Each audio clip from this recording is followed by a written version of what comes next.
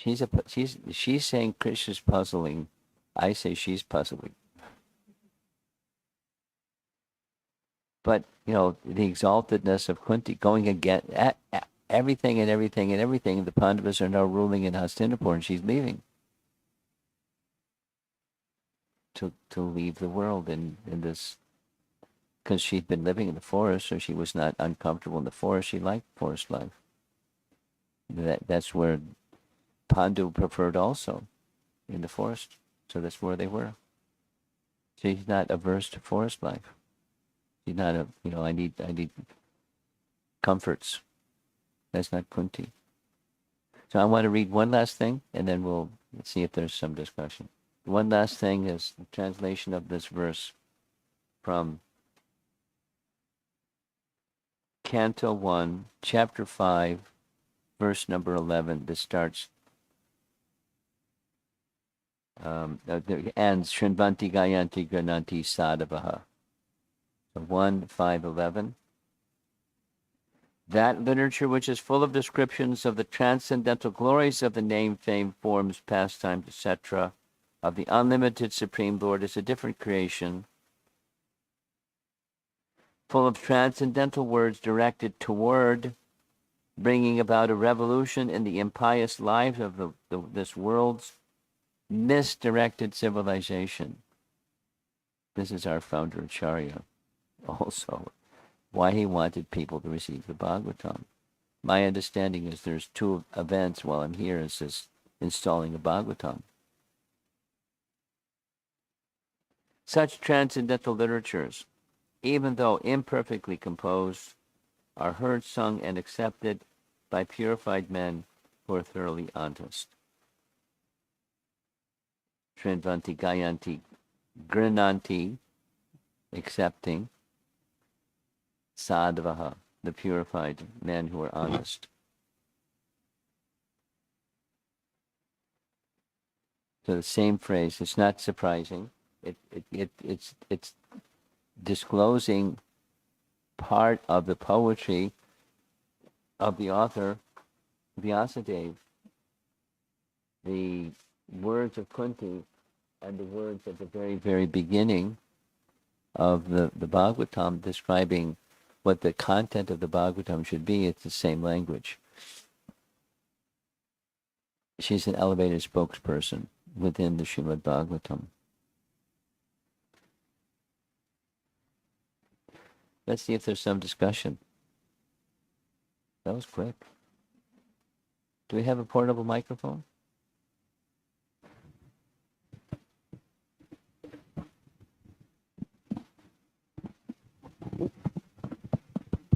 Would you like to be the microphone runner instead of him? Thanks. Hare Krishna Maharaj. Just okay. Okay.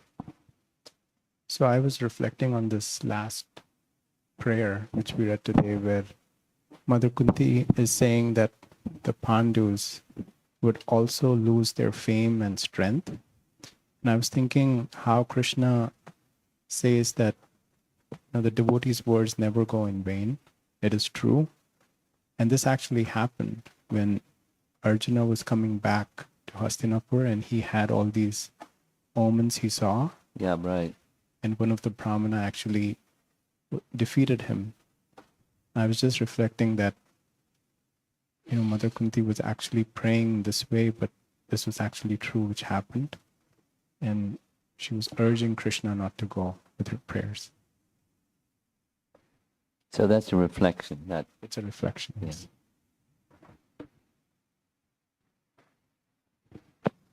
Now, certainly, Krishna can make no change even he's not present. Or Krishna can make, to illustrate the importance of his glance and his presence, with his presence things become fortunate. So, as Krishna so desires, so it is. It's that one passage.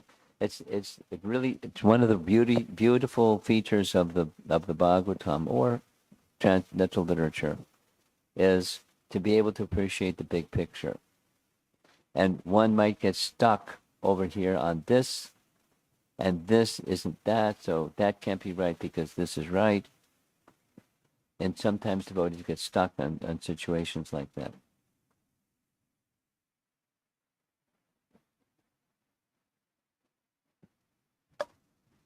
So it's important to become conversant in the whole of the Bhagavatam in course of time, and then the apparent, it's exactly what's in her prayers. Apparent contradictions get worked out by understanding the big picture. And without understanding the big picture, it's confusing sometimes. Yes. Hare Krishna Maharaj, I had a question. If you go back a few slides, it talks about the Pandavas killing. I didn't understand that. I don't know which one you're referring to. Which one are you referring to? It's a verse? It's Yeah. a translation, or yeah, it was a text. Maybe. The verse itself. Uh,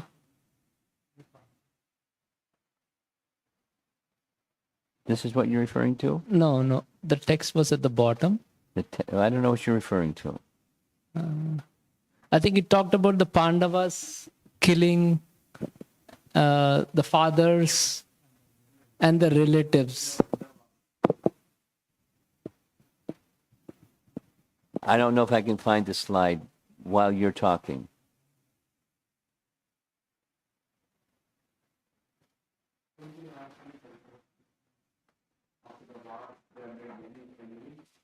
This one? Yes. So Hey. it says the Pandavas created suffering for many kings by killing their fathers or relatives. So what's the problem? So is this referring to the war? Yeah. Okay. Yeah. Yeah. You want to add to this? It's different.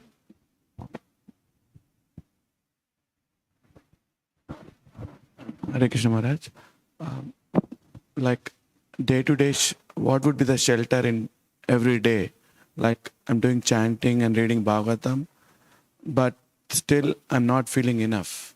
How to increase the dependency more on Krishna? Classic. For your information, there was a whole seminar on this topic. And then, different, because because it was relatable to so many people, then it became a theme and other speakers spoke on the same topic. I'm reading and I'm chanting, but not much progress. What to do? Why and what to do? That's, in simple language. So that's your question. And how to increase dependence. That's your specific question.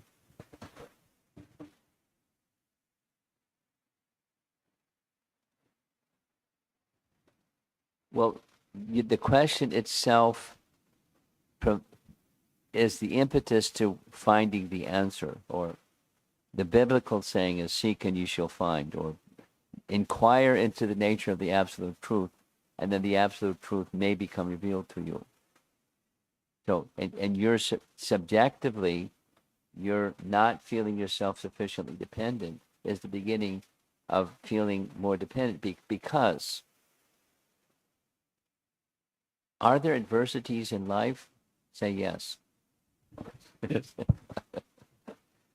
And how you face those adversities in life depends, you can rely upon your own strength and resourcefulness and cleverness and bringing this resource and that resource and put them together and get some relief from the distress. And a lot of life is that, dealing with distress in a clever or competent way or responsible way without sufficient dependence.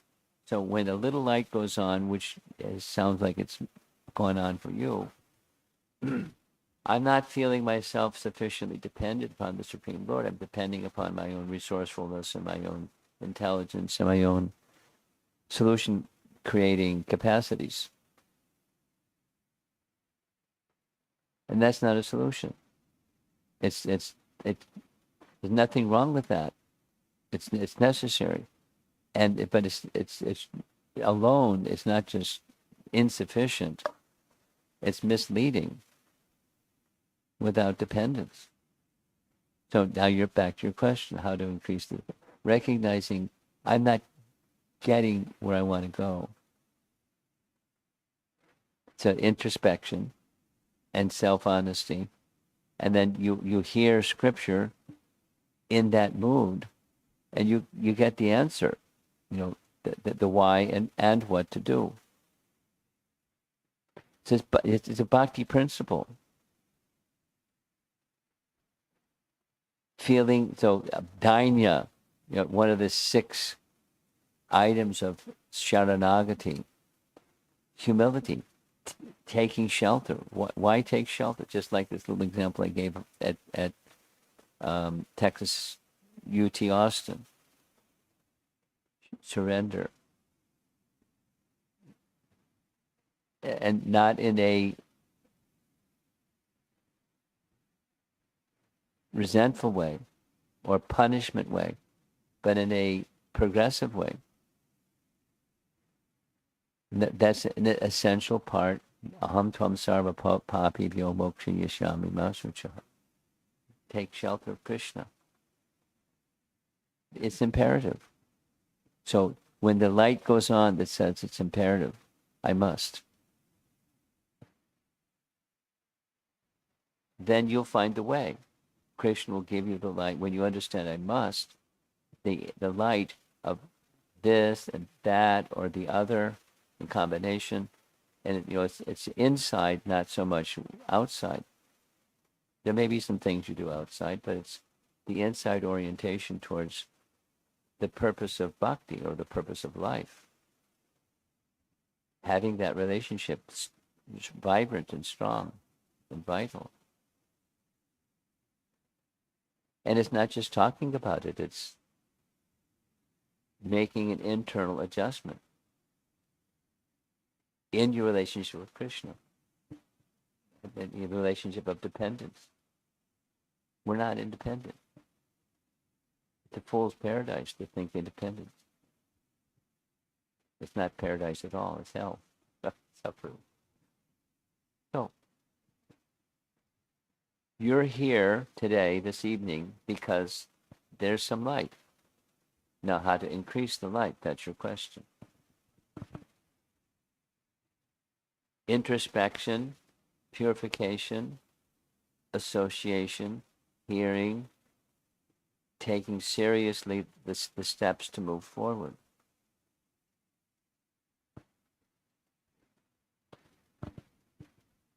Here's a practical suggestion, along with the philosophy. Practical suggestion. You've asked a question. You step back, reflect on personalities or passages from scripture, or what does it really look like to be more dependent than I am today? What does it look like? And something that resonates with you,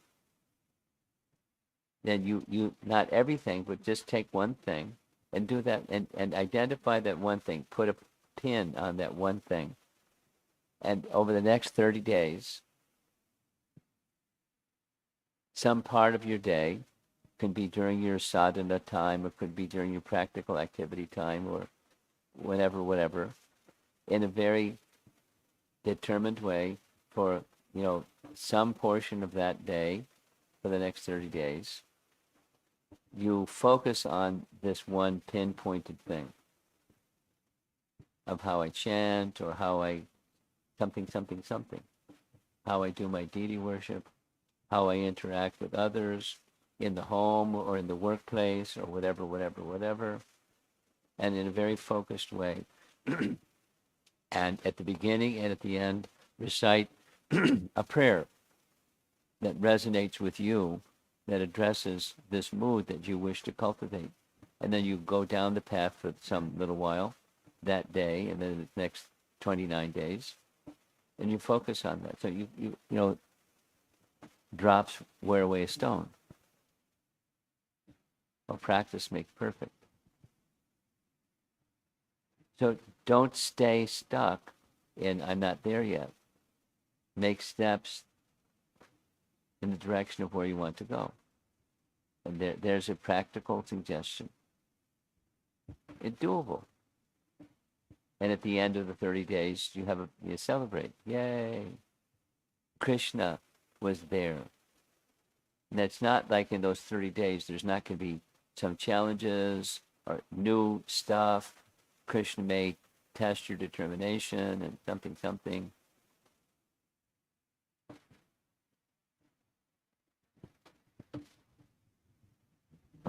Thank you.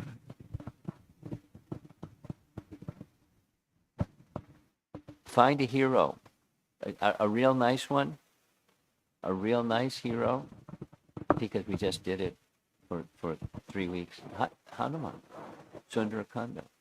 Man, did he meet obstacles. And each one he met was with such finesse and he had ability, but he wasn't relying on his ability. He was relying on the mission, the service. Find Sita.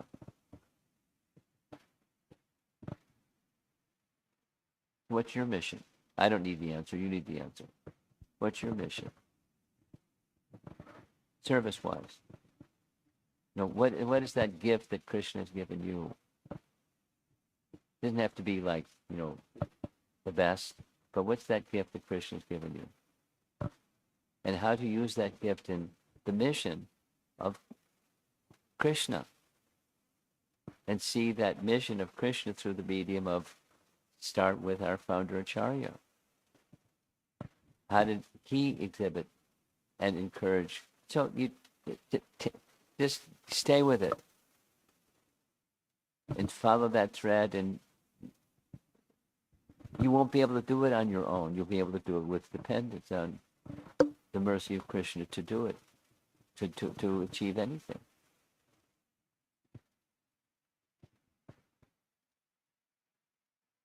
The fact that you're asking, back one more time, the fact that you're asking the question, it has begun by keep asking the question.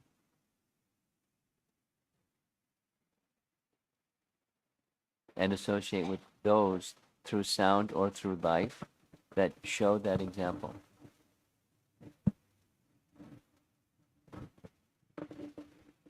I mentioned something at the initiation yesterday.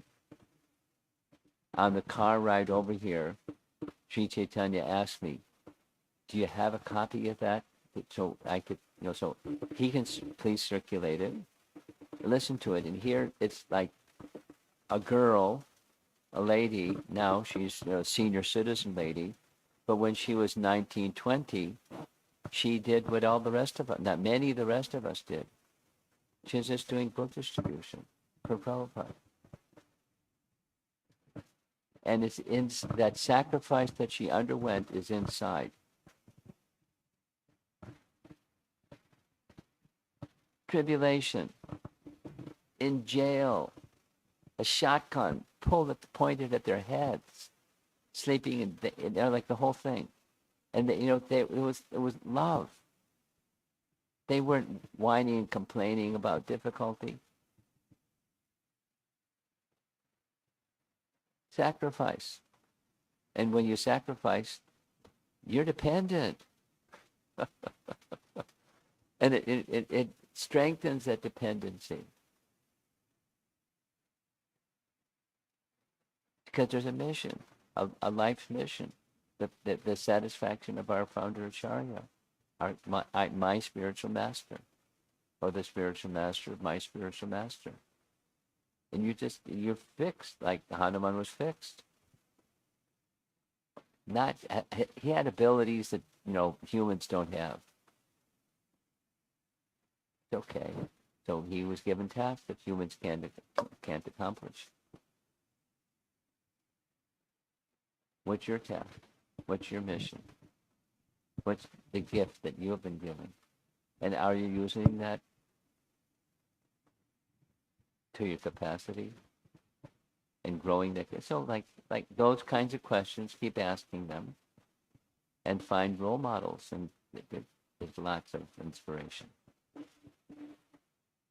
I'm spending time with this your one little question because it's for everybody. We can all get stagnant, not necessarily complacent, but just kind of stuck. But no, don't be stuck.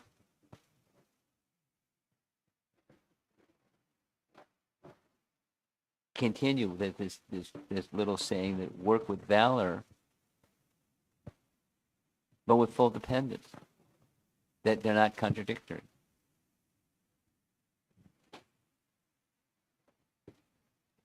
Okay, someone else?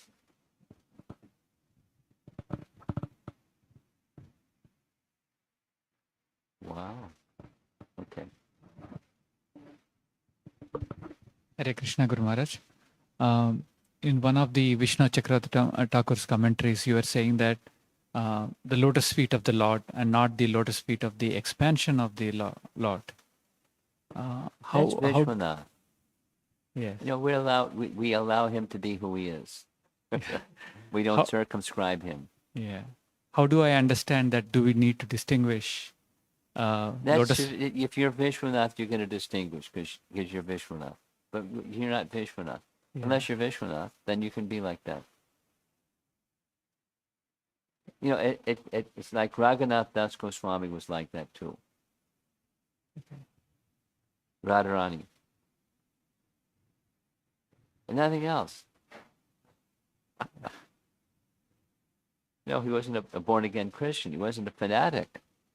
He was a Rasika Bhakta, completely immersed in the mercy of Srimati Radharani and Radhakund and Govardhan Hill, and that's it.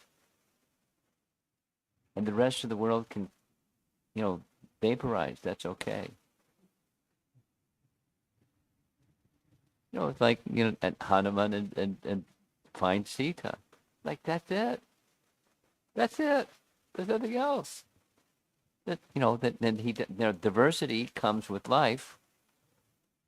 But so we allow Vishwanath to be Vishwanath, in that he has a certain bhakti, and he doesn't hide it. It's not like we have to be like him. We're not him. We just honor that devotion. It's like Chaitanya Mahaprabhu honoring the devotion of Murari Gupta. Murari Gupta, you're such a devotee of Lord Ramachandra. Anyway, so honoring the bhakti of Vishwanath, that's all. It's not wrong, it's right. Krishna's lotus feet are very special. Thank you. And he's tasting it. You can't convince him otherwise. Don't try.